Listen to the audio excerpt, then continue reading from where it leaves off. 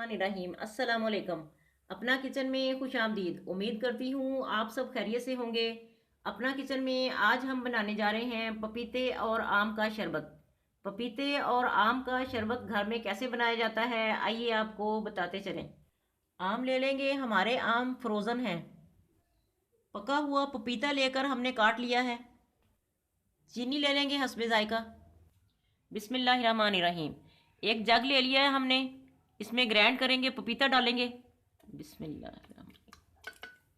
आम भी डाल देंगे। अब चीनी शामिल कर देंगे इसमें।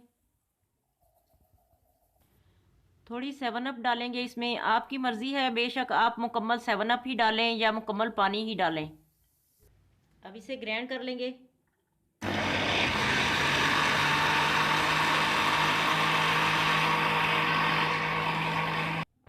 देखिए नाजरीन, आम और हमने पपीते को ग्राइंड कर लिया अच्छी तरह से। अब इसे छान लेंगे।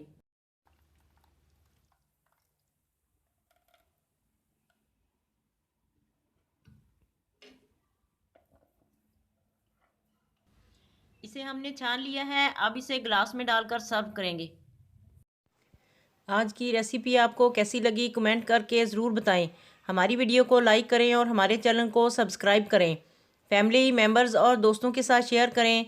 अपना बहुत ख्याल रखें, दुआओं में हमें याद रखें। अल्लाह हाफिज़।